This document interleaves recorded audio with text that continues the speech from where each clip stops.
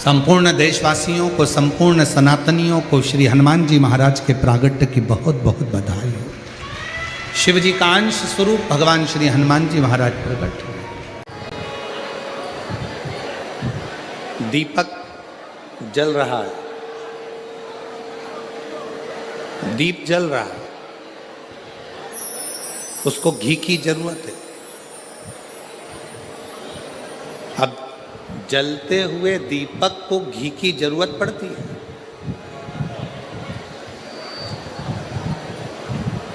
जलते हुए दीपक को घृत की जरूरत है। जलते हुए दीपक को घी की जरूरत पड़ रही है। और अगर वो दिया बुझ गया, वो दिया समाप्त हो गया, उसका प्रकाश चले गया, वो दीपक बुझ गया, फिर उसमें कितना भी घी डालो, कितना भी घृत उस दिए में डाला जाए, उसके लिए जरूरत पड़ेगी क्या? जम के बोलो जरा। अगर दीपक जल रहा है, दीप जल रहा है, दीपक प्रकाशित है, तो उसमें घी की जरूरत पड़ती है और घी उसमें डाला जाता है। दीप बुझने के बाद, दीपक का प्रकाश जाने के बाद आप उसमें कितना भी घी डालिए, कितना भी घृत डालिए, उसकी कोई मूलता नहीं, उसकी कोई महत्वता नहीं। उसी तरह जब संत, साधु, गुरुजन, तपस्वी जन, साधक जन, उपासक जन हमारे करीब में रहते हैं, तब हम उन्हें पहचान नहीं पाते, हम उन्हें जान नहीं पाते। और जब वो संत, वो गुरु, वो तपस्वी, वो साधक, वो सन्यासी हमारे बीच में से चले जाते हैं, तब हमारे को लगता है कि हम उनके करीब में होते तो अच्छा हो। शिव महापुराण के महत्तम में जिस देवराज ब्राह्मण की कथा का महत्व कहा गया है, वो देवराज नाम का ब्राह्मण, ब्राह्मण कुल में जन्म लेने के बाद भी ब्राह्मण कर्म से वंचित रहा।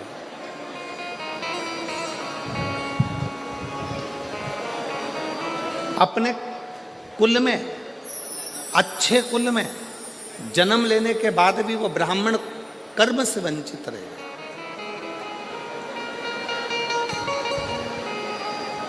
और एक बात हमने पहले भी कही, आज फिर कहते हैं रतनगढ़ की इस भूमि पर, आपका भाग्य आपके कर्म को नहीं बदल सकता।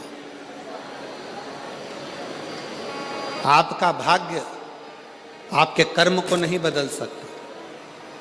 पर एक बात निश्चित है, आपका किया गया कर्म आपके भाग्य को जरूर बदल सकता है।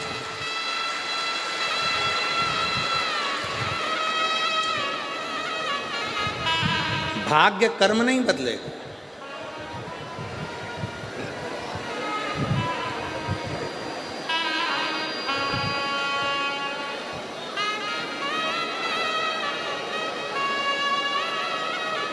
पर आपका किया गया अच्छा कर्म आपके भाग्य को जरूर बदल देगा। इसलिए मत बुरे कर्म कर बंदे, वरना पछताएगा, भगवान की आंखों से तो बच नहीं पाएगा, तो बच नहीं पाएगा। अरे ओ अज्ञानी मत कर नादानी, अरे ओ अज्ञानी मत कर नादानी।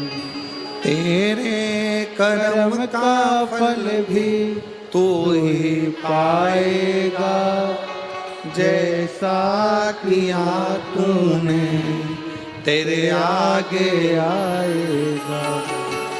मत बुरे कर्म कर बंदे, वरना पछताएगा, भगवान की आंखों से तू बच नहीं पाएगा, बच नहीं पाएगा।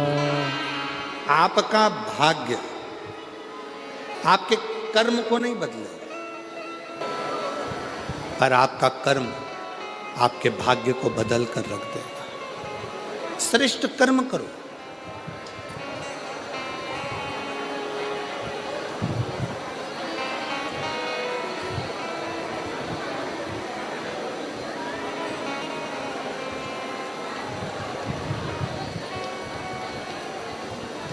हम कहेंगे और हो सकता है कि लोगों को हमारी बात का बुरा लगे,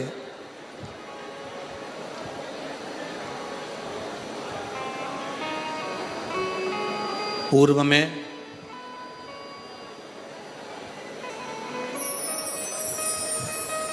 सबसे ज्यादा कठोर घात सनातन धर्म को तोड़ने के लिए 3 चीज पर किया गया था। पहले नंबर पर रोटी, दूसरे नंबर पर बेटी और तीसरे नंबर पर चोटी। सनातन को तोड़ने के लिए इन 3 पर कठोर घात पूर्व में किया गया। पूर्व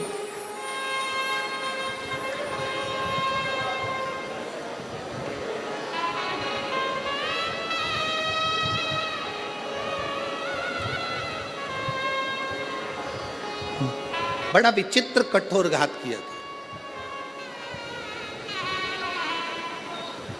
इसलिए सनातन धर्म की मजबूती के लिए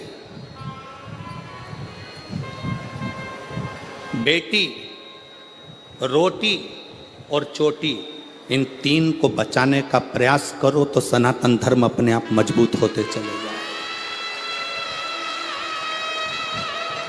और मेरा बेटियों से निवेदन है, जितनी मेरी बेटियां बैठी हैं, जितनी मेरी रतनगढ़ की मेरी बेटियां जितनी विराजमान हैं, उन बेटियों से निवेदन करूंगा, तुम्हारे माता पिता ने तुम्हें परवरिश करने में कोई कमी नहीं रखी है।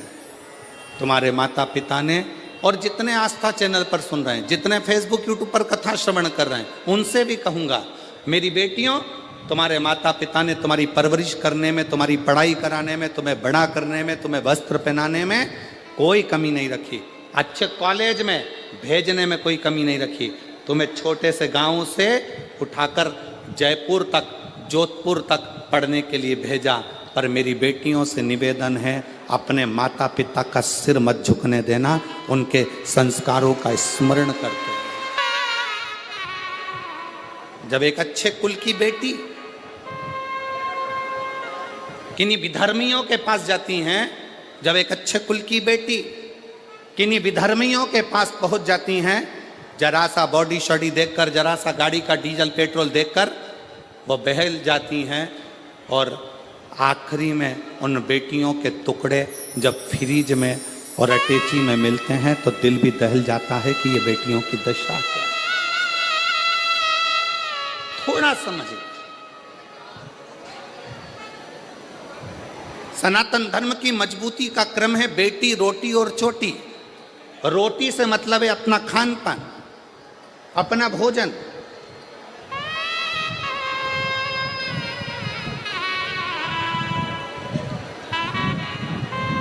आज हम किस तरह का भोजन ग्रहण कर रहे हैं ये सब जानते हैं। आज हम कैसा अन्न भाग ग्रहण कर रहे हैं सारी दुनिया जानती है।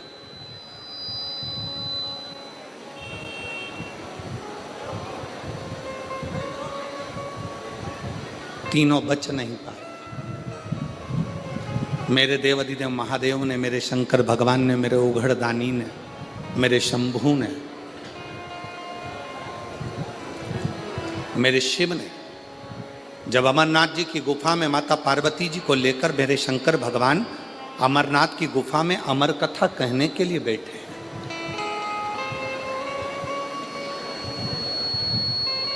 और पार्वती जी के मन में 5 संशय उत्पन्न हुए। उन 5 संशय में से एक संशय माता पार्वती जी का था कि संसार में रहने वाला मानव जब घोर कलयुग आएगा, कलिकाल चलता जाएगा, कलयुग बढ़ता चले जाएगा, कलिकाल बढ़ता चले जाएगा, तो पाप कर्म में लिप्त होता चले जाएगा। पाप कर्म में वो लिप्त हो रहा।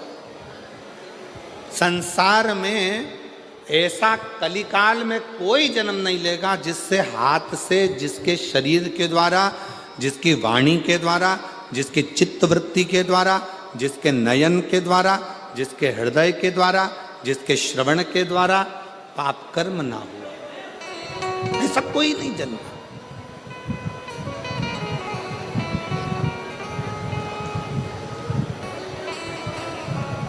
सब पाप में लिप्त मिलेंगे। पार्वती जी ने कहा भगवान शिव से, भगवान ओघड़दानी से, भगवान शंकर से, बाबा मेरे मन के 5 संशय हैं। इन 5 संशय में से पहला संशय है कली काल में जन्मे मनुष्य की व्यथा किस चीज से मिटेगी।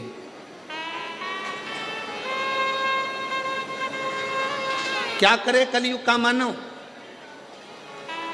कि उसके मन की व्यथा समाप्त हो जाए। अभी कथा में कहा था, शाहदा में जब कथा कह रहे थे महाराष्ट्र में, तो आपको कहा था भगवान राम जी के जीवन में इतना दुख आया, इतना दुख आया। राम जी को एक से बढ़कर एक संत मिले, राम जी को एक से बढ़कर एक ज्योतिषी मिले, राम जी को एक से बढ़कर एक दूरदृष्टि से देखने वाले संत, साधु, तपस्वी, साधक सब मिले। पर राम जी ने किसी को अपना हाथ दिखाकर ये नहीं पूछा कि मेरा भाग्य क्यों गड़बड़ है। संतों ने कहा राम जी से, राम क्या बात है, क्या हो गया। राम जी ने एक भी संत से, एक भी ऋषि से, एक भी साधु से, एक भी सन्यासी से, एक भी तपस्वी से, एक भी साधक से, मेरे राम जी ने ये नहीं कहा कि मेरी हाथ देखकर बता दो, मेरा भाग्य देखकर बता दो। मेरे पिता के प्राण चले गए, मुझे अयोध्या छोड़ना पड़ी, मुझे अपनी माता पिता का त्याग करना पड़ा, मैं चलते चलते वन में आया तो मेरी पत्नी भी चली गई। इतना दुख कि मुझे 14 वर्ष तक ये दुख भोगना पड़ रहा है। मेरे दुख का कोई हल हो तो बताओ। राम जी ने एक भी संत से, एक भी साधु से, एक भी सन्यासी से, एक भी तपस्वी से, एक भी साधक से अपना हाथ दिखाकर अपना भाग्य नहीं पूछा। राम जी ने कहा जीवन में बहुत समस्या है, पर उसका एक हल निश्चित है।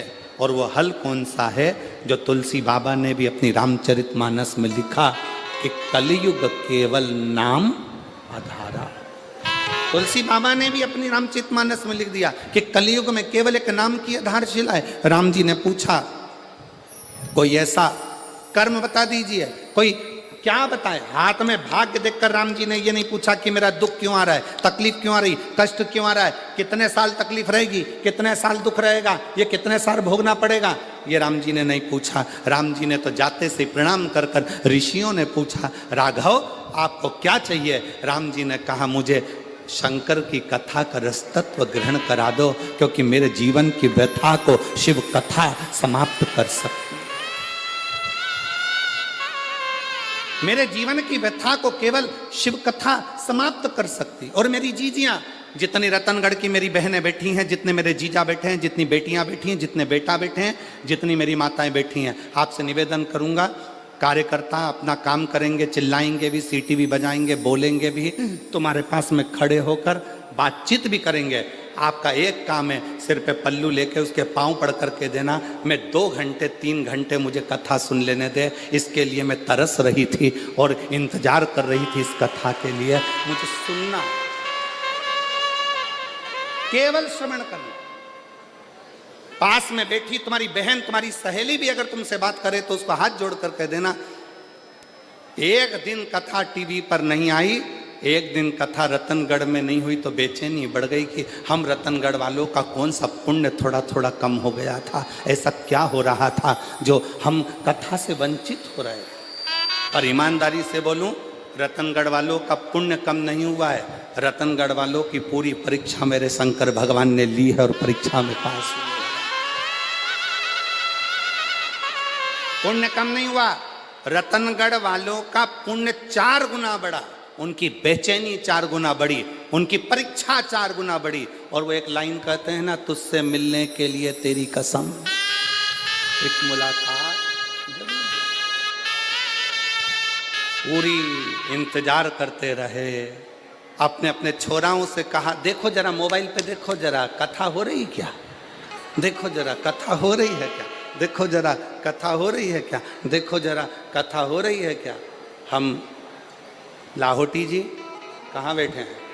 लाहौटी जी आपको भी और पूर्व विधायक जी आपको भी धन्यवाद देते हैं, साधुता।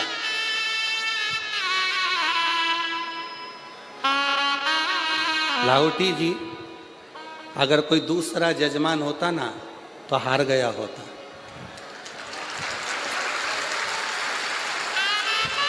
पर आपके साथ में माननीय विधायक महोदय जी भी का एक एक बच्चा और एक एक बेटी तुम्हारे साथ कदम से कदम मिलाकर चल।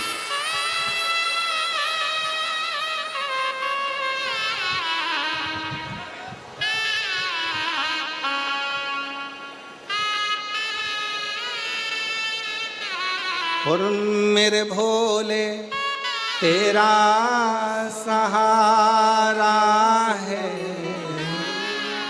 मेरे भोले तेरा सहारा है, मेरी नैया का तू किनारा है, मेरी नैया का तू किनारा है।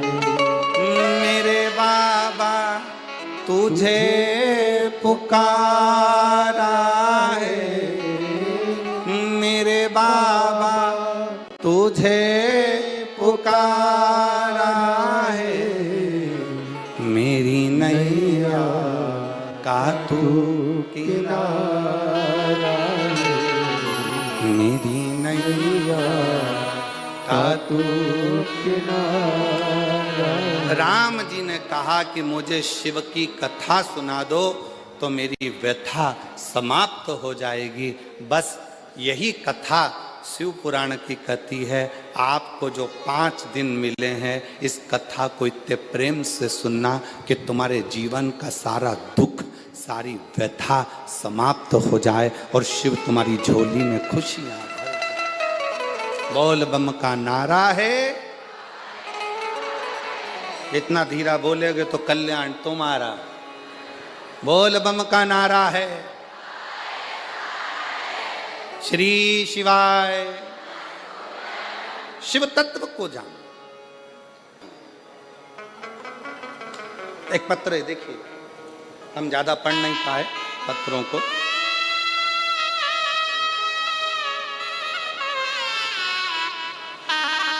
मेरा नाम निर्मा कंवर है। मेरे पति का नाम श्रवण सिंह है। जिला जालौन, तहसील सायला, गांव थलवाड़। गांव क्या लिखा है? थलवाड़ की रहने वाली हूँ। कहीं बैठी हो तो हाथ हिला सकती हूँ। अगर कहीं बैठी हो।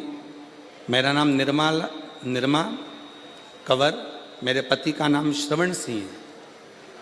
कहीं बैठी हो तो हाथ हिला सकती हैं और एक बेलपत्र लेने के लिए आ सकती। अगर कहीं बैठी हो तो हाथ हिला सकती हैं।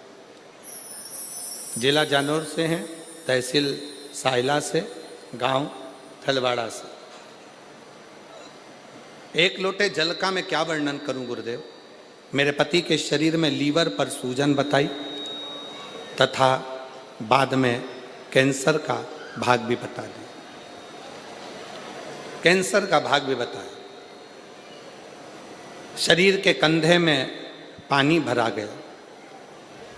हमने जगह जगह जांचें कराई, चेकअप कराया। आप कहते हो कि शंकर का एक रूप डॉक्टर होते हैं। हमने शिव को डॉक्टर मानकर उनकी दवाइयां लेना प्रारंभ करी। ऐसा कोई हॉस्पिटल नहीं जहां हम ना पहुंचे। सब दूर इलाज करवाया पर आराम नहीं मिल पाया। डॉक्टरों के हिसाब से कैंसर भी प्रबल, लीवर भी पूरा डैमेज। करें क्या?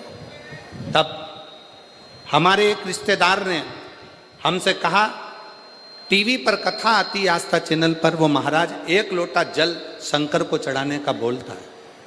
तुम भी शिव जी के मंदिर में जाना प्रारंभ करो, 1 लोटा जल शिव जी को चढ़ाना प्रारंभ करो, उस जल को लाकर पति को पिलाना प्रारंभ करो, एक बेलपत्र खिलाना प्रारंभ करो। हम बाबा का क्या गुणगान करें। पशुपतिनाथ का व्रत करना प्रारंभ करा और शिवलिंग पर जल चढ़ाकर पति को देना प्रारंभ करा। डॉक्टरों ने तो हाथ ऊंचे कर दिए थे। आज बाबा की कृपा से जब हमने 1 महीने तक जल पिलाया, बेलपत्र खिलाई, शिव जी के मंदिर में झाड़ू लगाई, पोछा लगाया, उसके बाद पुनः दूसरी जांच कराई तो सारी की सारी रिपोर्ट नॉर्मल आ गई और मेरा पति पूर्ण तरह से स्वस्थ हो गया। अगर कहीं बैठे हों, मेरा नाम निर्मा कंवर है, मेरे पति का नाम श्रवण सिंह है, अगर कहीं बैठे हों तो एक बेलपत्र लेने के लिए आ सकते हैं। जिला जालोर, तहसील साइला, गांव थलवाड़ा की रहने वाली। एक लाइन लिखी है एलईडी पर, आप लोग एलईडी पे चल रही है, एलईडी पर पढ़ सकते हैं और आस्था चैनल पर ही पढ़ सकते हैं। अगर हम पूर्ण विश्वास के साथ बाबा को बुलाते हैं तो बाबा आता जरूर है और दुख मिटाता जरूर। एक विश्वास, एक भरोसा।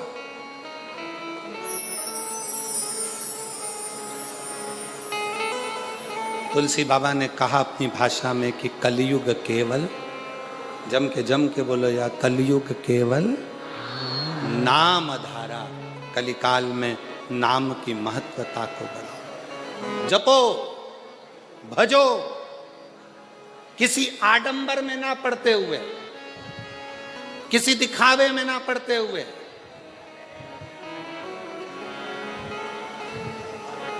गलत जगह पर अपनी बुद्धि और चित्त को ना ले जाते हुए अपने मन को शिव में लगाने का प्रयास करो। शिव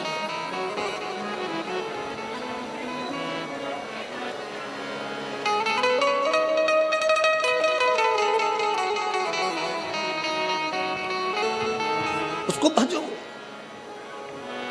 आप कथा सुनने के लिए बैठे हो, लाखों की संख्या में आप लोग आए हो, कथा श्रवण करने के लिए बैठे हो। आस्था चैनल पर भी कथा श्रवण कर रहे हो, मोबाइल पर भी कथा सुन रहे हो, पंडाल में बैठकर भी कथा सुन रहे हो। जब अपने घर से आप कथा के पंडाल के लिए चलना, तब ये विचार कर कर चलना कि बाबा मेरे दुख को तुझे काटना है, मैं तेरे आश्रित होकर, तेरी शरणागति लेकर, तेरा भजन करने के लिए, तुझे पुकारने के लिए आ रही हूँ। मेरी सामर्थ्यता नहीं, क्योंकि मेरा दुख प्रबल, दुख प्रबल।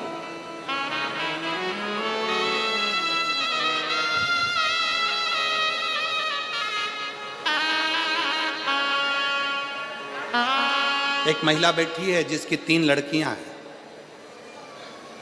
तीनों लड़कियां साइनी हो गई, बड़ी हो गई। बड़ी होने के बाद भी बेटियों के मन में था कि हमारा भाई नहीं, तो बाबा की कृपा से पशुपति व्रत तीनों बेटियों ने करा, माँ ने करा, गर्भ भी ठहर गया 17 साल के बाद। बेटी है।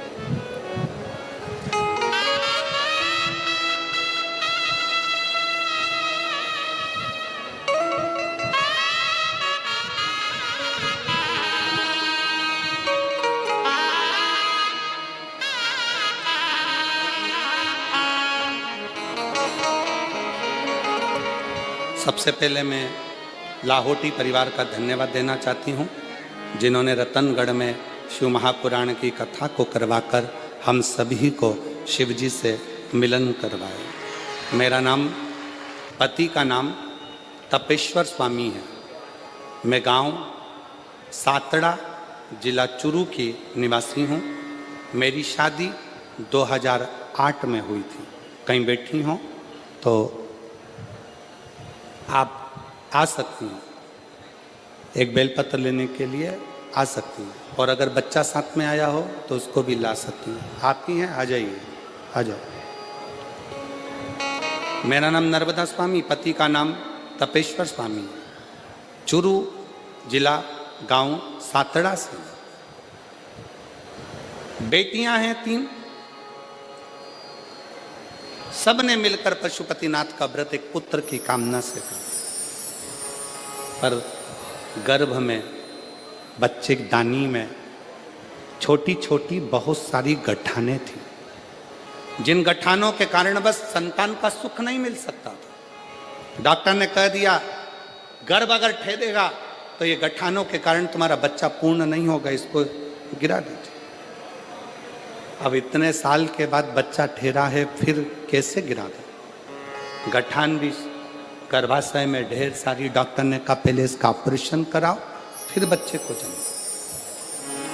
तब आपकी कथा चैनल पर घुमाते घुमाते श्रवण करना प्रारंभ करी, और कथा सुनते सुनते बाबा से विनय करा, निवेदन करा कि गर्भ में जितनी गठाने हैं गर्भाशय में वो सब गल जाए। बाबा की कृपा से जल चढ़ाना, शिव जी के मंदिर जाना, श्री शिवाय नमस्तुभ्यम जपना, पंचाक्षर मंत्र नमः शिवाय जपना, षडाक्षर मंत्र ओम नमः शिवाय का जाप करना निरंतर चालू रखा, और बाबा की कृपा से मेरा गर्भ ठहर गया, और गर्भ में जितनी गठाने थी वो सारी गल गईं, और बाबा की कृपा से 17 साल के बाद 30 अगस्त 2024 को मेरे घर में पुत्र रत्न की प्राप्ति हुई। मैं बाबा को यहाँ प्रणाम करूँ। एक विश्वास, एक भरोसा।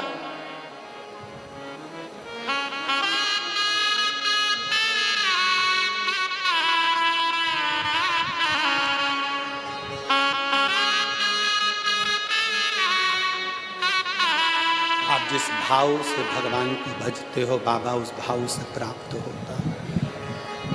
जो जैसी भावना, सब गाइए, सब बोलिए। मुझे उम्मीद है मेरी रतनगढ़ की जीजियों को टीवी पर सुनते सुनते कथा की एक एक लाइन का स्मरण है, विश्वास है मेरा। आप भी बोलिए। जो जैसी भावना वो वैसा ही फल पाया, नहीं खाली उस जो मन और कर दिया माला माल काशी वाले, लुटा दिया भंडार काशी वाले, कर दिया माला माल काशी वाले, लुटा दिया भंडार काशी वाले। अपने भाग्य से कर्म नहीं बदल सकता, पर अपने कर्म से भाग्य जरूर बदल सकता। एक मेहनत, एक लगन, एक परिश्रम,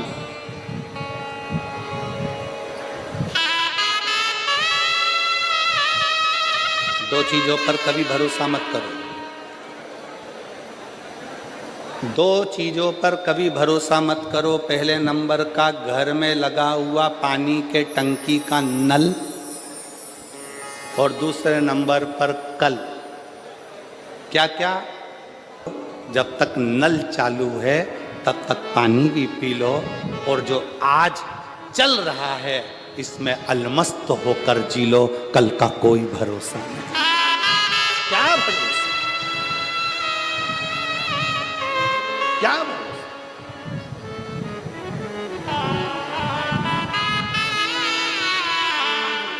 हर पल, हर घड़ी, हर क्षण शंकर भगवान की कथा कर रही है। भगवान शिव माता पार्वती जी से करे, पार्वती जी कलिकाल में, कलयुग में आपका संशय है।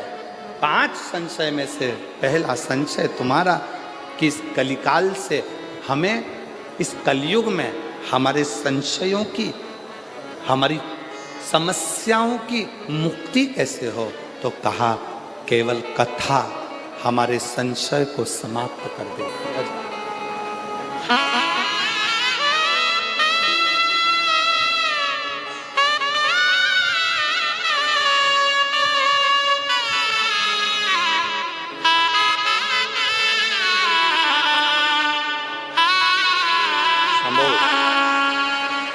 शंभू।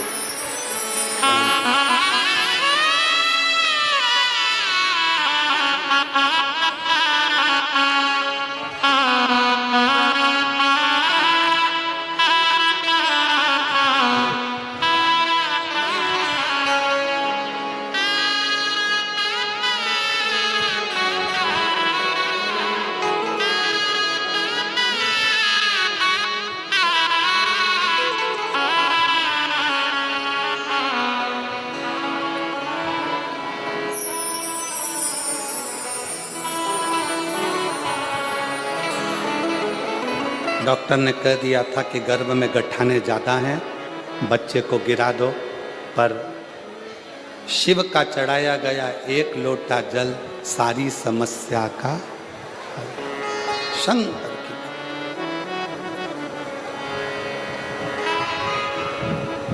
पार्वती जी का पहला संशय, माँ जगतजननी जगदम्बा अम्बा पार्वती जी का संशय।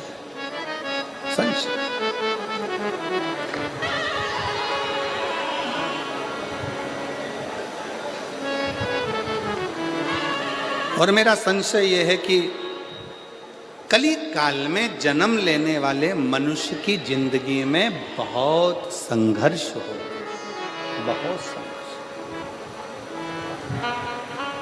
कलिकाल में जन्म लेने वाले मानव की जिंदगी में बहुत तकलीफ है, बहुत कष्ट हो।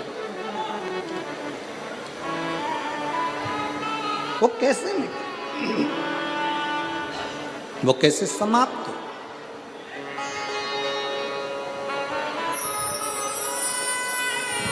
उसका एक तरीका मेरे शंकर भगवान ने कह दिया, सुनो पार्वती,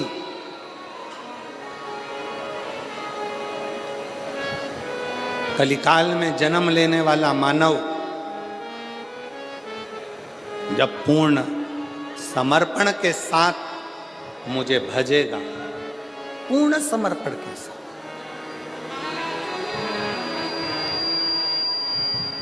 कलयुग में जन्म लेने वाला मानव जब पूर्ण समर्पण के साथ, शिव जी को आधा समर्पण पसंद नहीं,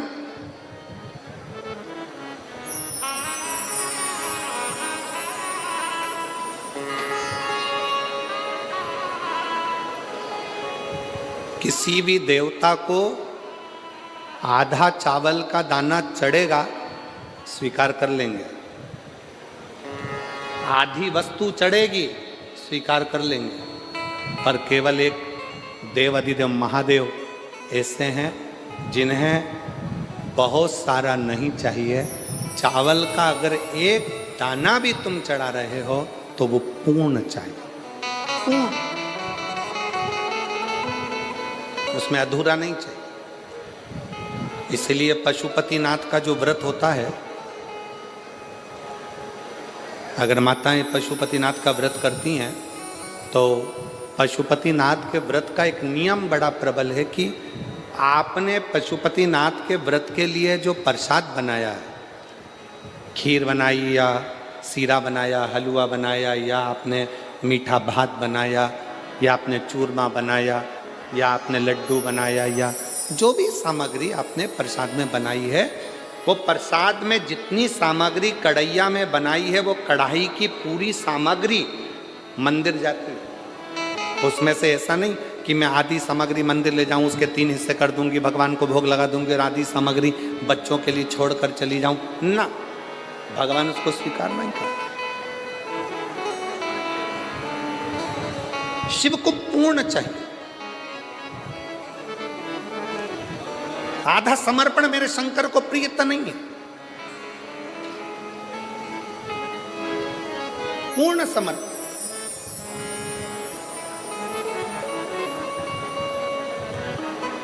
ये जितनी मेरी जीजियां कथा सुनने के लिए बैठी हैं, मेरे जितने जीजा कथा सुनने के लिए बैठी, आपसे निवेदन है, 7 दिन पूरी कथा नहीं सुन सकते, 5 दिन पूरी नहीं सुन सकते, 3 दिन पूरी नहीं सुन सकते, अगर 1 दिन की कथा भी आप शिव महापुराण की सुन रहे हैं तो पूर्ण सुने।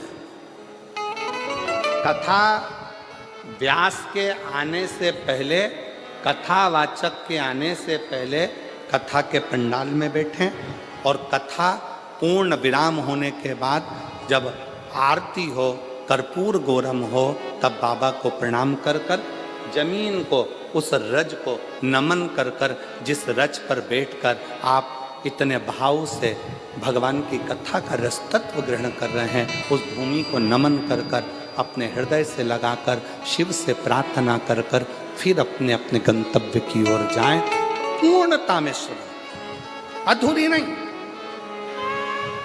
पूर्ण।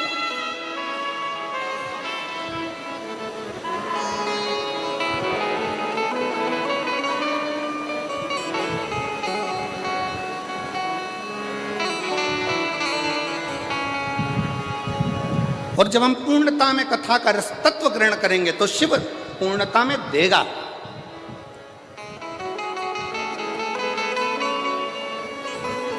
थोड़ा नहीं,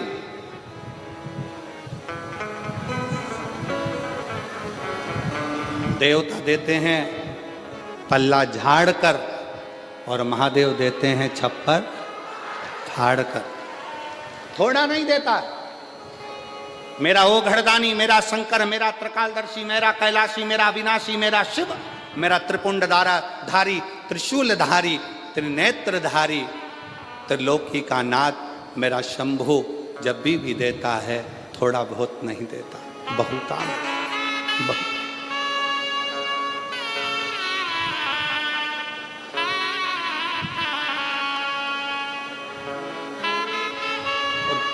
किस चीज से? शंकर भगवान को ना तुम्हारा पीतांबर चाहिए, शंकर भगवान को ना तुम्हारा रतन चाहिए, शंकर भगवान को ना तुम्हारा माणिक चाहिए, शंकर भगवान को ना तुम्हारी मोती चाहिए, शिव जी को ना तुम्हारा आभूषण, ना रतन, ना माणिक, ना मोती। शिव जी को तो केवल एक भाव, तुम्हारे भीतर का निर्मल मन सोमोही, तुम्हारे भीतर का शुद्ध भाव, शुद्ध।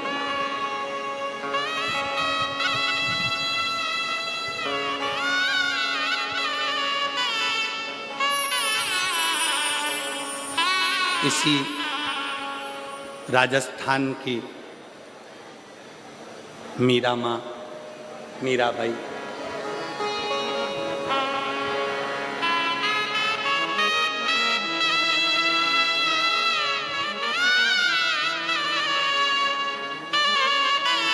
पूरे जगत के लोगों ने, पूरे गांव के लोगों ने, पूरे नगर के लोगों ने मीरा को बावरी कहा, मीरा भाई रे भाई। पर समझाए कौन? ज्यादा धन मिलता है तो लोग पागल होते हैं, बहुत ज्यादा प्रेम होता है तो लोग पागल होते हैं, और जिसको स्वयं गिरधर गोपाल मिल गया हो तो वो पागल नहीं हो सकता क्या? जरा विचार करिए।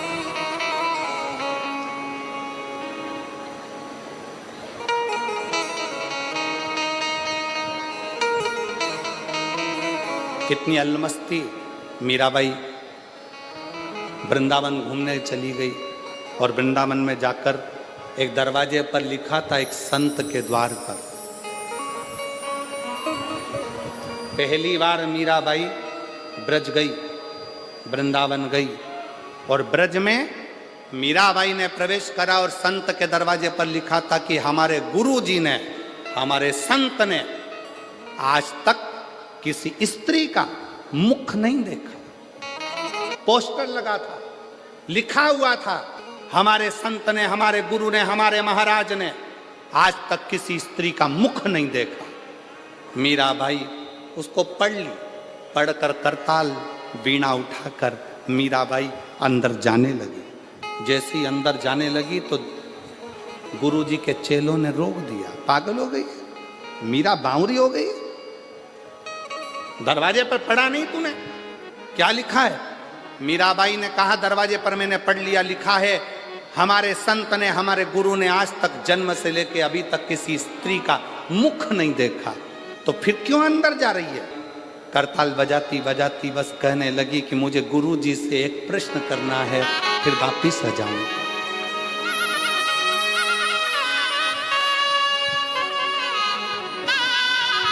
केवल एक प्रश्न, मीरा कह रही है मुझे केवल एक प्रश्न करना है, मैं वापस लौट कर आ जाऊंगी। संत के दरवाजे पर पहुंचने पर गुरुजी के चेलों ने मीराबाई को पकड़ लिया, अंदर जाने नहीं दिया।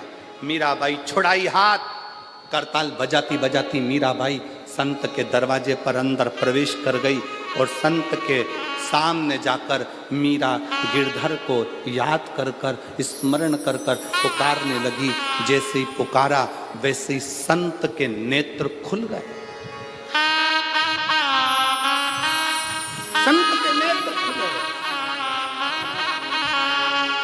और संत के नेत्र खुले। नेत्र खोलते से संत ने मीराबाई को देखा, देखते से ही कहा, मीरा तूने दरवाजे पर पड़ा नहीं था? मैंने आज तक जन्म से लेकर अभी तक किसी स्त्री का मुंह नहीं देखा और तू मुझे अपना चेहरा दिखाने के लिए मेरे इस आश्रम में आ गई। क्यों? मीराबाई ने कहा, गुरुजी, महात्मा जी, बस एक प्रश्न का उत्तर लेने के लिए मैं तुम्हारे पास में आई हूं। कौन सा प्रश्न है जिसके चक्कर में तूने मेरी समाधि को तोड़ दिया? मीरा कहती है, मेरा प्रश्न केवल इतना है, क्या आप पुरुष हो? क्या आप पुरुष हो? संत हंसकर बोले, अरे ओ बावरी, मैं तुझे क्या स्त्री नजर आ रहा हूं? मीरा कहती है, ये मेरा उत्तर नहीं है, महात्मा जी आप उत्तर दो, क्या आप पुरुष हो? संत ने कहा, हाँ मैं पुरुष हूं। और मीराबाई ने करताल वीणा उठाई, चलने लगी, वापिस जाने लगी। संत ने रोक लिया, रुक मीरा, प्रश्न तूने पूछा था, उत्तर मैंने दिया, अब ये बता कि तूने ये प्रश्न क्यों किया? मीराबाई कहती है, बाबा जी मैंने अपने गुरु जी के मुख से सुना था कि ब्रज रज में तो केवल एक पुरुष है, बाकी की सब स्त्रियां हैं, इसलिए आप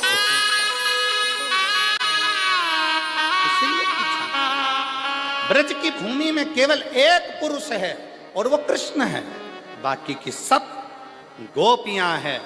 और आप कहते हो कि मैं पुरुष हूं। अगर आप पुरुष हैं तो फिर कृष्ण आपको कभी नहीं मिल सकता, क्योंकि कृष्ण तो गोपी का जब भाव हृदय में आता है तब कृष्ण मिलते हैं, तब कृष्ण।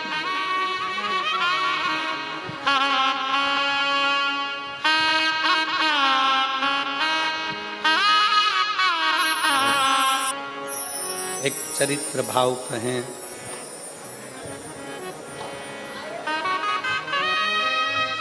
पंद्रह वर्ष मीराबाई ब्रज में रही। कितने वर्ष? जम के बोलो जरा, जम के। 15 वर्ष मीराबाई ब्रज में रही। 15 वर्ष पूरे ब्रज में घूम कर आना, पूरे ब्रज का दर्शन कर कर आना। और निधि वन के पास में मीराबाई की हवेली है।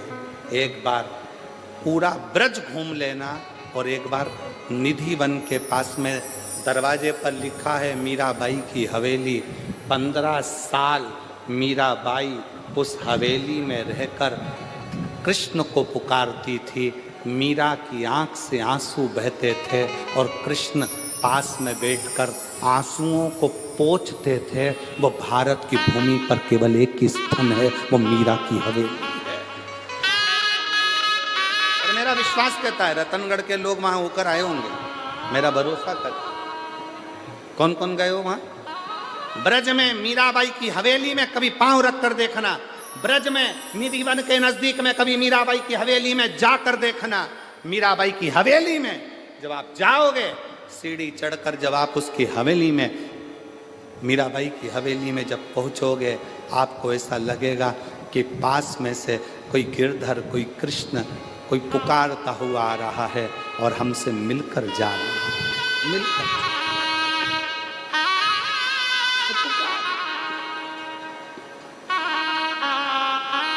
गए हुए 6 साल हो गए। क्या मैं शिव जी के मंदिर में जाकर शंकर को जल चढ़ाऊं तो कोई बुरी बात है, कोई गलत है?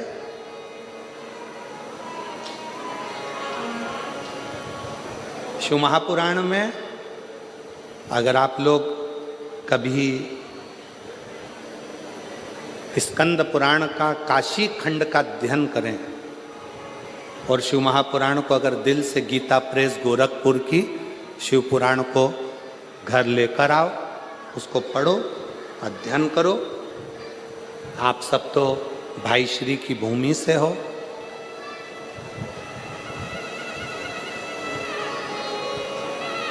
भाई श्री हनुमान प्रसाद जी पोद्दार जी की जन्मस्थली से हो। गीता प्रेस गोरखपुर की शिव पुराण को लाकर हिंदी के अंक का अध्ययन करो।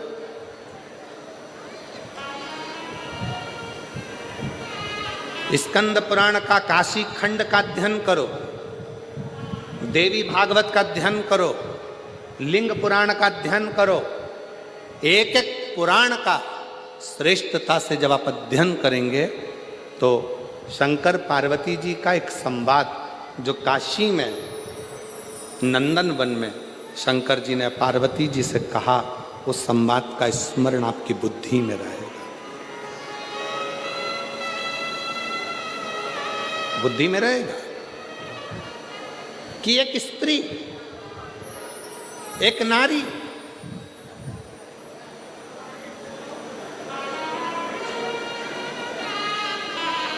उसका पति अगर चले गया है और पुत्र यदि जीवित है तो वो नारी यज्ञ, तप, अनुष्ठान, दान, पुण्य, व्रत, भजन, कीर्तन, अर्चना, आराधना सब करेगी और उसका पुण्य पूरे परिवार को, कुटुंब को प्राप्त होगा।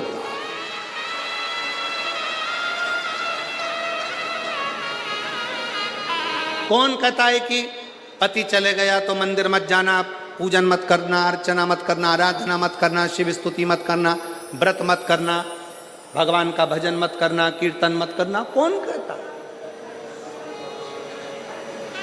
शिव महापुराण की कथा तो यहां तक कहती है भाई कि तुम कितने भी अशुद्ध हो, कितने भी अशुद्ध,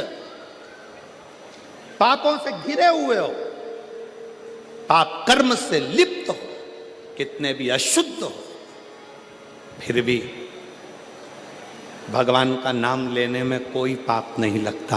भगवान का नाम लिए जाओ, परमात्मा तुमको स्वीकार करे, स्वीकार करे। क्यों गुरुजी? हम क्या पशुपति व्रत कर सकते हैं? क्यों नहीं कर सकते? हम क्या सोमवार का व्रत कर सकते हैं? क्यों नहीं कर सकते? हम क्या शिव की आराधना कर सकते हैं? क्यों नहीं कर सकते? क्यों नहीं कर सकते?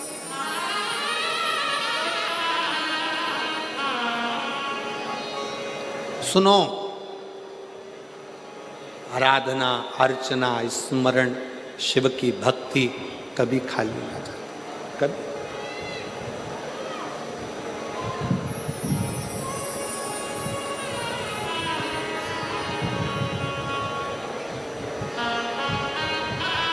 महाराज, हंसने वाले और डसने वाले ये दोनों बहुत मिलेंगे। आवाज नहीं आई है? जरा दमदारी से बोलो। हंसने वाले और डसने वाले ये बहुत मिलेंगे। आप शंकर जी के मंदिर में जाना चालू करोगे, शिव जी का भजन करना प्रारंभ करोगे, शिव भक्ति करना प्रारंभ करोगे, आप भजन कीर्तन में ज़्यादा डूबने लगोगे तो हंसने वाले बहुत मिलेंगे। हंसेंगे, ताना कसेंगे, अपशब्द बोलेंगे, गालियां देंगे, आड़ा टेढ़ा बोलेंगे। और जब ये हंसते हंसते तुम्हारे पर ताना कसते कसते थक जाएंगे और तुम शिव जी की कृपा से भोलेनाथ तुम्हारा हाथ पकड़कर तुम्हें उन्नति की सीढ़ी पर चढ़ा देंगे तो ये डसना प्रारंभ कर दो।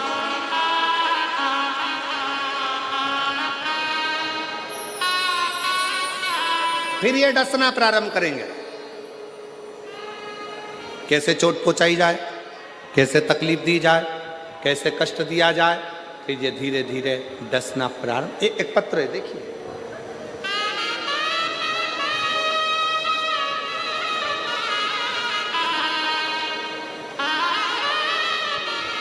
मैं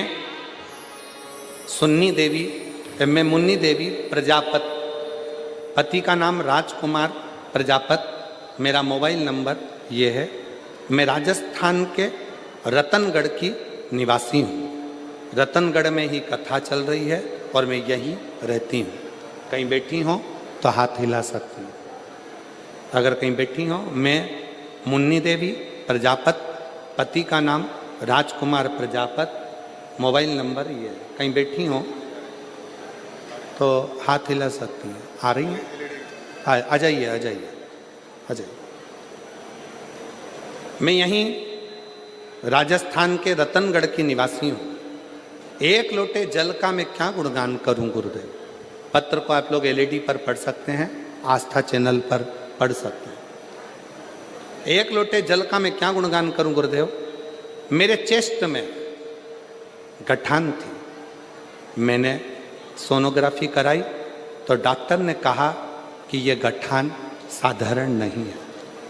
और एक चेस्ट में गठान नहीं है, तुम्हारे दोनों चेस्ट में गठान है।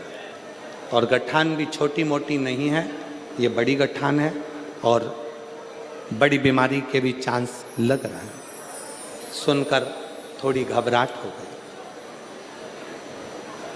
बीमारी गंभीर है और बड़ी है। हमारी आंखों से आंसू बहने लगे कि ये कहाँ की बीमारी शरीर में लग गई। एक चेस्ट में गठान होती, दोनों में। हमारी पड़ोसन आपकी रोज कथा सुनती है। उस पड़ोसन ने हमसे कहा कि भाभी, टीवी पर वो सीहोर वाला महाराज कथा करता है, आप उसको सुना करो। डॉक्टर कुछ भी बोले ना, उसकी दवाई लो पर शंकर पर भरोसा करो। मैंने अपनी पड़ोसन के कहने पर शिव जी पर भरोसा कर कर कथा सुनना प्रारंभ करी। शंकर जी के मंदिर जाती तो लोग कहते कि ऐसी बीमारी लग रही है, क्या ठीक होगी, क्या शिव जी करेंगे। मन में बड़ा दुख होता, बड़ा दुख। सीहोर चली गई। मैंने सुना टीवी पर कि सीहोर का रुद्राक्ष और कंकर दोनों ही प्रबल है।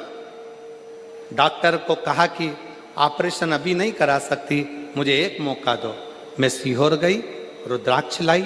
उस रुद्राक्ष को तांबे के गलस में गला देती, पानी शिव जी को चढ़ा देती, उसी को पी लेती और चेस्ट में लगा लेती। चेस्ट में लगाने के बाद बाबा के भरोसा कर कर फिर वापिस डॉक्टर से जांच कराने के लिए गई।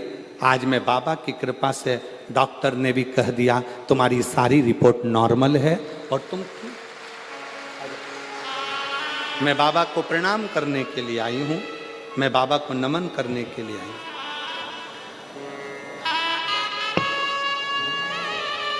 रिश्ता तेरा मेरा सबसे प्यारा, रिश्ता तेरा मेरा सबसे प्यारा।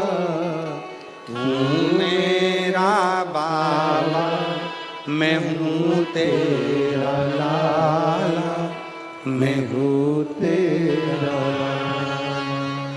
तू मेरा बाबा, मैं हूँ तेरा लाला, मैं हूँ तेरा।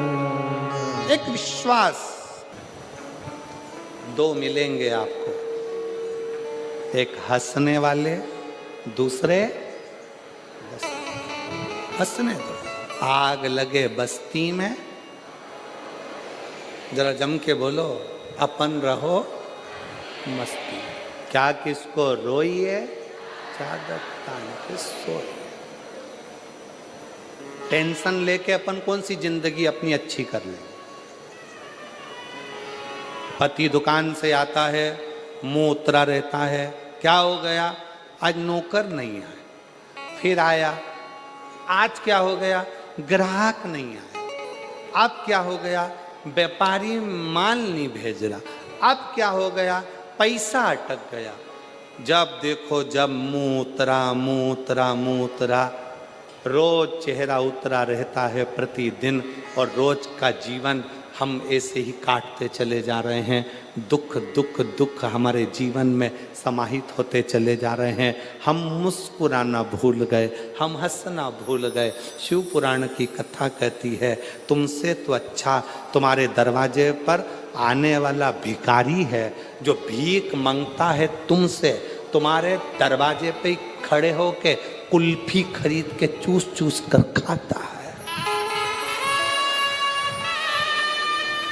तुमसे तो अच्छा तुम्हारे दरवाजे पर मांगने वाला भिखारी है।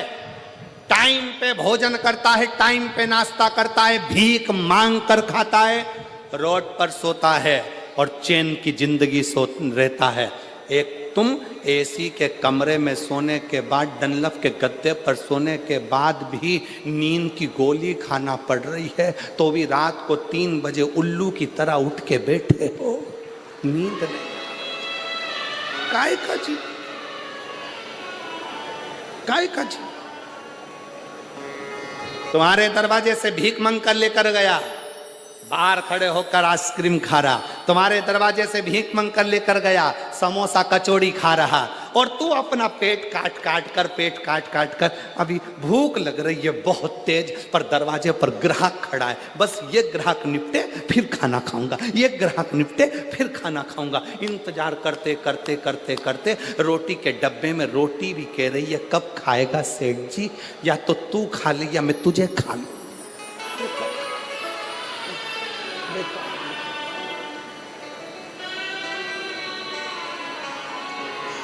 निकलता गया समय, निकलता गया। अभी आज कथा का 3रा दिवस हो जाएगा, 4 दिन कथा पूर्ण हो जाएगी। रतनगढ़ वाले कई लोग सोच में पड़े रहेंगे, बहुत गर्मी पड़ रही है, जाऊंगी। अरे भाई, अरे मिलती है शिव नाम की दौलत कभी होती है अपने रतनगढ़ में शिव पुराण कभी। ना जाने कौन से भाग्य खुले, क्या करुणा हुई, क्या कृपा हुई, जो शिव ने ये कथा रतनगढ़ की पवित्र भूमि पर दी है। ये आपके भाग्य की कृपा।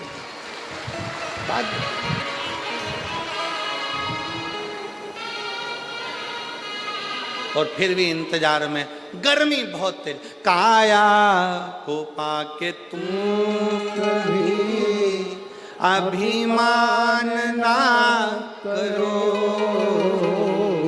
काया को पाके तुम कभी अभिमान ना करो। अरे माटी में मिल जाती है ये काया कभी। समाप्त। शरीर बेकार हो गया,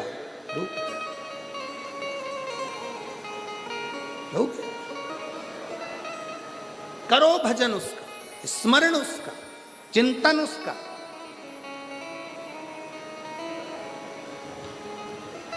क्यों नहीं देगा?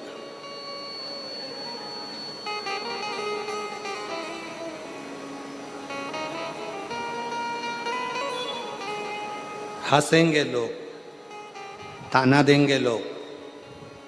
मंदिर जाती है, बाबा सुन नहीं रहा, झोली भर नहीं रहा, सुनता नहीं है।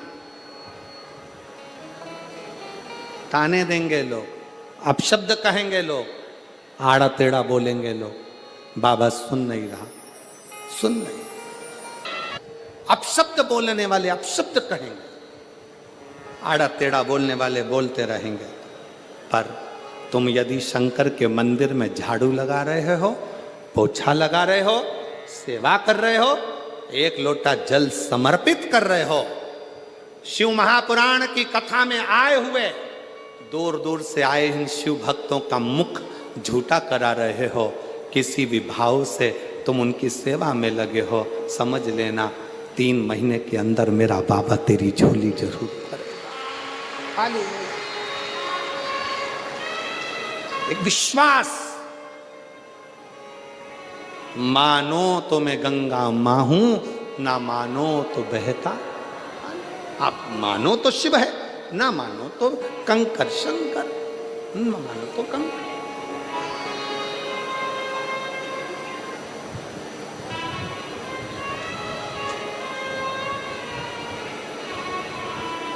भरोसा रखकर आए हो शिव महापुराण की कथा को श्रवण करने के लिए कि मैं जा रही हूं, निश्चित है मेरा ये कार्य होगा, तो मानकर चलना। 3 महीने भी बहुत दूर की बात है, बाबा चाहेगा तो तुरंत कथा के चलते में ही कल्याण कर दे। बहुत दूर है। देवराज ब्राह्मण शिव को समझ नहीं पाया, शिव को जान नहीं पाया।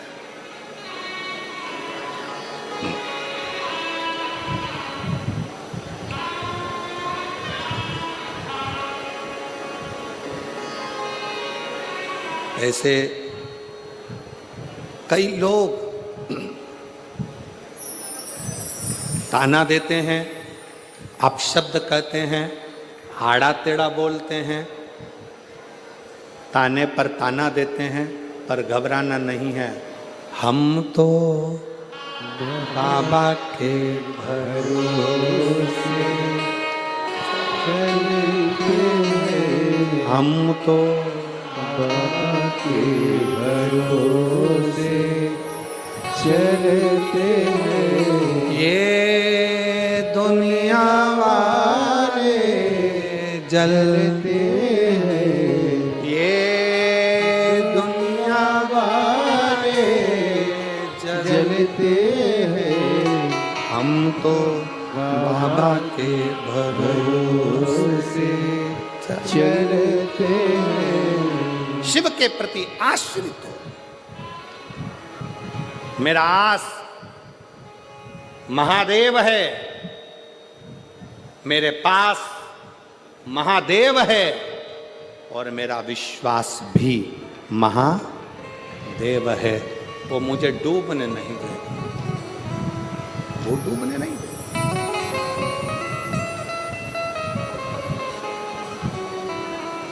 शिव जी ने पार्वती जी को समझाया कि समस्या समाधान केवल एक शिव चर्चा, शंकर की भक्ति है।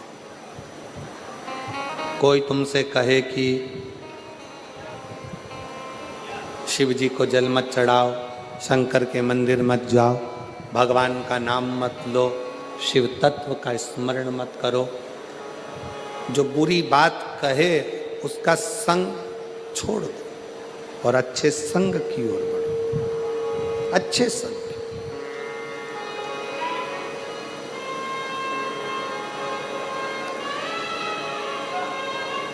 कथा के शुरू में कहा था कि संत, साधु, गुरु, तपस्वी, साधक, उपासक जब ये हमारे करीब में रहते हैं तो हम इनको समझ नहीं पाते, जब ये चले जाते हैं तब स्मरण में आता है कि ये कुछ है,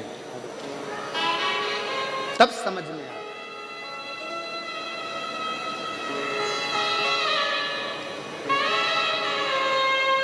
ऋचा शर्मा,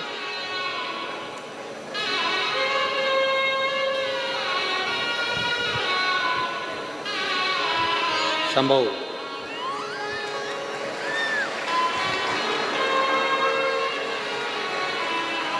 शंभू,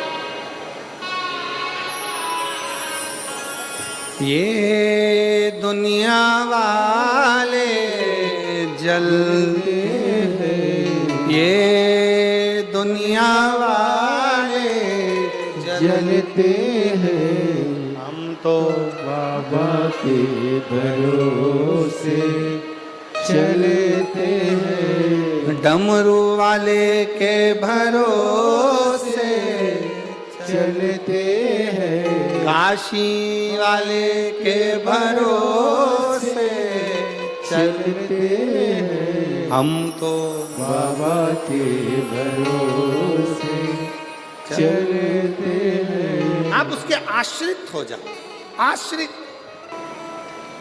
देवराज नहीं जानता था शिव तत्व को, देवराज नहीं समझता था भगवान शंकर के उस स्वरूप को, नहीं समझता। देवराज नहीं जान पाता था भगवान शंकर के प्रतिबिंब को, शिव के स्वरूप।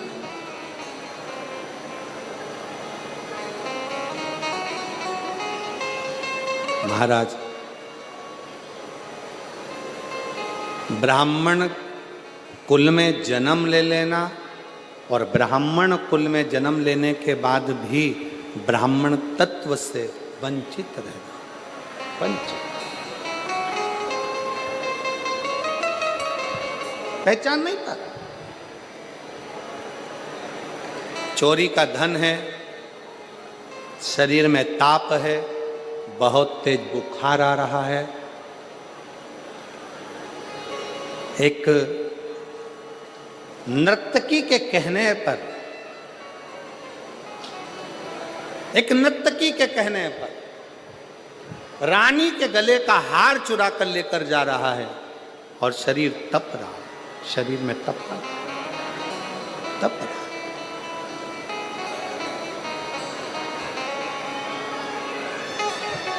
अब सोचा शरीर में इतना तेज बुखार आ रहा है, कहाँ जाऊं, कहाँ पहुंचूं? इतना तेज शरीर तप रहा है, कहाँ जाऊं?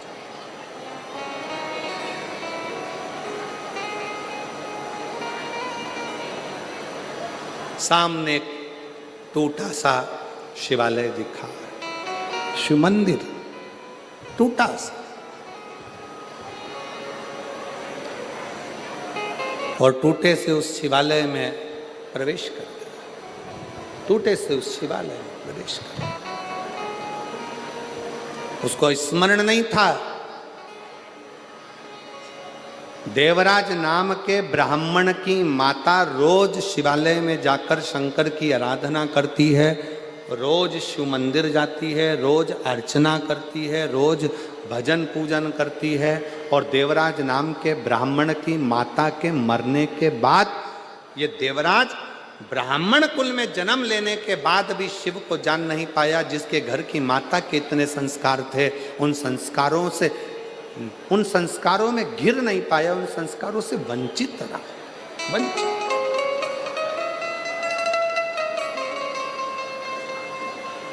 बहुत ध्यान देना महाराज कथा पर।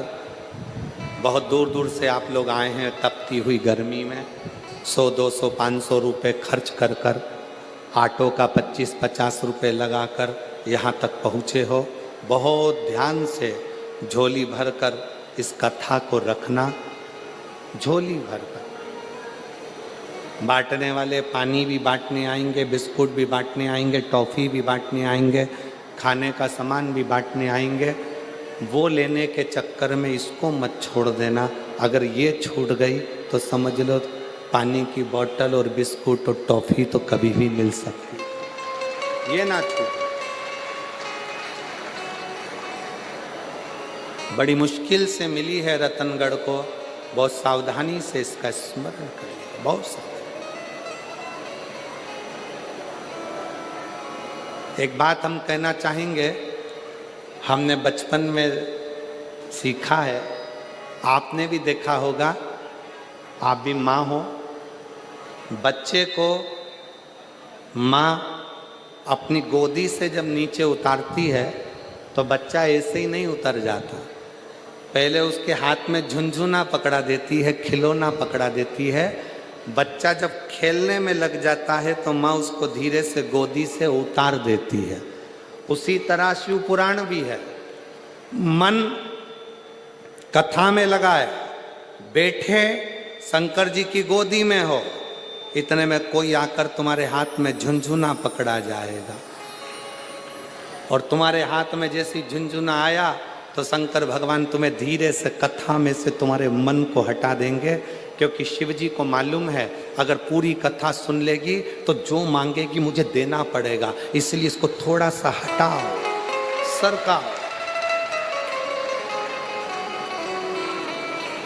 थोड़ा सा हटाओ।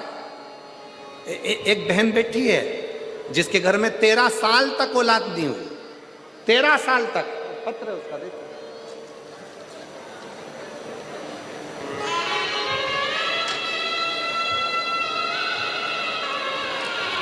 ऊषा कंवर, पत्नी चुन्नी लाल जी, गांव कुआरड़ा, जिला जालोर, राजस्थान से हैं। कहीं बैठी हो तो हाथ हिला सकते हैं। गुरुजी, मेरी बेटी के घर में औलाद नहीं थी, 2011 में उसका विवाह हुआ, संतान का सुख नहीं आया, बच्चा नहीं, संतान नहीं, डॉक्टरों को दिखा दिखा कर थक गए। आखिरी में शिव महापुराण की कथा पर विश्वास किया, कहीं बैठी हो और अगर बच्चा आया हो साथ में तो लेकर आ सकती हैं। शिव बाबा की कथा, आंकड़े की जड़ का प्रयोग, सालासर जी में बैठकर कथा को श्रवण करना, शिव जी से विनती करना, 1 बार 2 बार, गुरुजी शिव कथा में चित्त लगाया, जो मांगा मेरे बाबा ने दिया। गुरुदेव 2 चीजें सालासर जी की कथा में मांगी थी, एक अपनी बेटी के घर में संतान हो जाए, दूसरी मेरी बहन के कान में 40 साल से पीप बहता था, 40 साल से मेरी बहन के कानों से रस्सी बहती थी, पीप बहता था, उसमें से मवाद बहता रहता था। डॉक्टरों का इलाज करा कर थक गए थे, पर 40 साल में वो पीप बहना कान से बंद नहीं हुआ। सालासर जी की कथा में बाबा से विनती करी, और वहाँ से आने के बाद बाबा ने ऐसी कृपा करी, वहाँ की रच को शरीर पर लगाना, बेटी को भी दिया और बहन को भी दिया। आज 40 साल से उसके कान में से रसूल बहता था, वो बंद हो गया, और बेटी के घर में भी इतने सालों के बाद संतान की प्राप्ति हो गई। मैं बाबा को प्रणाम करने के लिए आया। एक लाइन अच्छी लिखी है, आप और हम गुनगुनाते हैं। तेरे भरोसे मेरी गाड़ी, तू जाने तेरा नाम जाने, तू जाने तेरा काम जाने, तू जाने तेरा काम जाने, भोले तेरे भरोसे मेरी गाड़ी, तू जाने तेरा काम जाने। आश्रित हो जाओ, शिव के आश्रित, दिल लगाकर सुनो, स्मरण देगा। देवराज ब्राह्मण चोरी का धन लेकर शंकर के मंदिर में पहुंच गया, शिवालय, शिव के मंदिर। पहली बार शिव मंदिर में गया है देवराज, पहली बार देवराज शिव के मंदिर में गया है।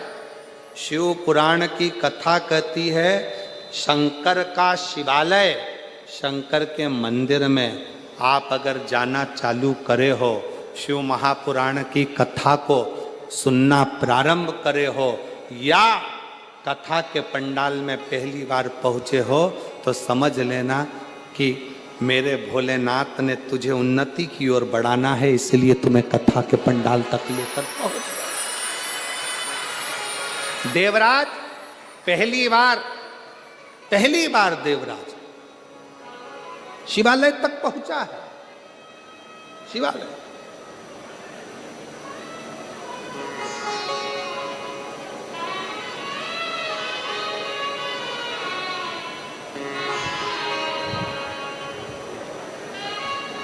और बाबा से विनय कर बैठा। शिव को पहचानता नहीं है, शिव को जानता नहीं है, शंकर के मंदिर कभी नहीं गया, शंकर का स्मरण कभी नहीं करा, शंकर की भक्ति में कभी नहीं डूबा, शिव अर्चना में कभी नहीं, कभी नहीं।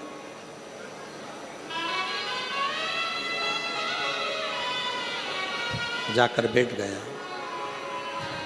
और जब जाकर बैठा तो एक ब्राह्मण शिव मंदिर में शिव पुराण की कथा कह रहे थे। कथा कहते कहते ब्राह्मण देवता ने आवाज लगाई, हर हर। जैसे ही आवाज लगाई, देवराज ब्राह्मण के शरीर में ताप था, मस्तक में दर्द था, उसको चिढ़ छूटने लगी कि मैं कहां आ गया, कहां, मैं किस जगह पर आ गया, किस जगह। बोल बम का नारा है, शिव कथा कर रहे, भगवान शंकर का संवाद कर रहे। कभी देवराज चिढ़ रहा, जैसे ही हर हर महादेव कहा, अंदर से चिढ़ उत्पन्न, अंदर से चिढ़।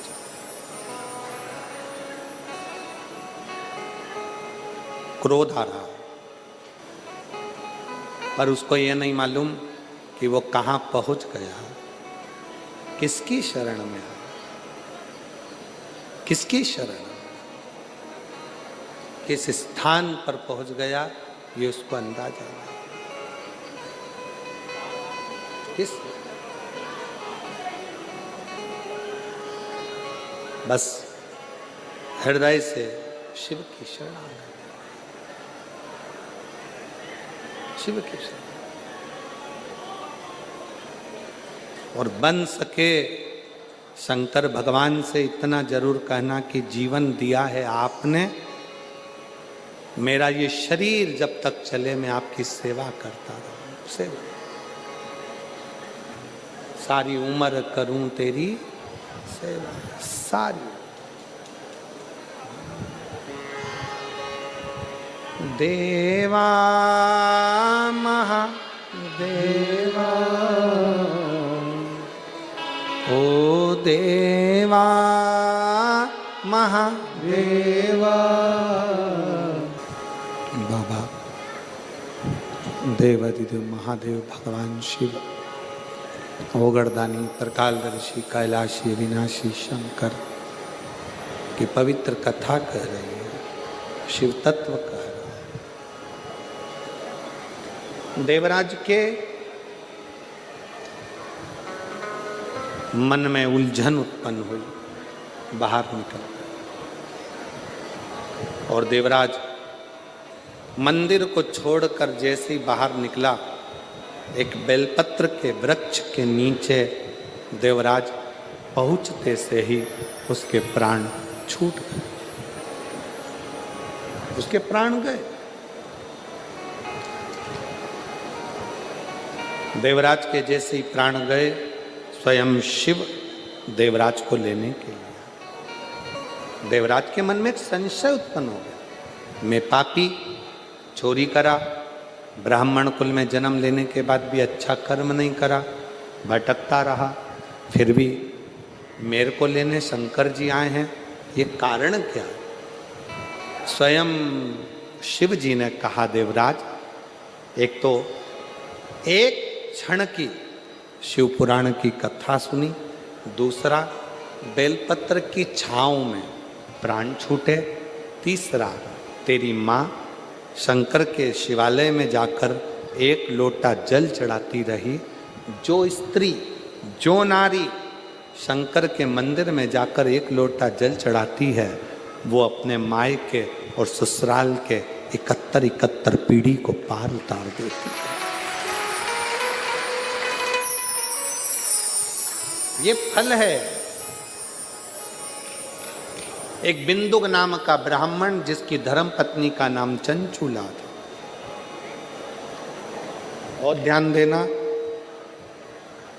डीडवाना में जो माता ने प्रश्न किया था कि वैधव्य नारी क्या शिव का स्मरण कर सकती है? तो ये शिव पुराण की कथा कर रही है। चंचुला का पति पानी में डूबकर मरा था। 3 तरह से मरे हुए व्यक्ति को मोक्ष नहीं मिल पाता, पानी में डूबकर मरे हुए, स्त्री के हाथ से मरे हुए और सर्प के डसे से मरे हुए। फिर भी मुक्ति, फिर भी मोक्ष।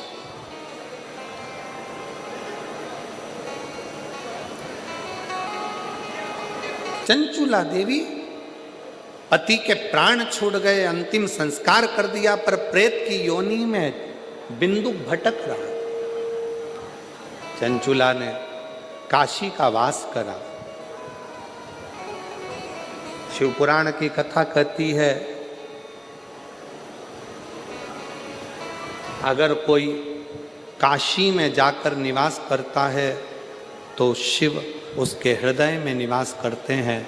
शिव महापुराण की कथा कहती है, अगर काशी तक भी ना पहुंच सको तो शिव महापुराण की कथा में अगर पहुंचकर विश्राम किया है तो शिव तुम्हारा कल्याण करने के लिए तुम्हारे दरवाजे तक जरूर पहुंचे। चंचुला ने प्राण छोड़ने के बाद पार्वती जी की सखी बनकर, सहेली बनकर, तुम रुका जी से विनय कर कर शिव महापुराण की कथा का रस तत्व ग्रहण। कथा का यजमान कौन बने?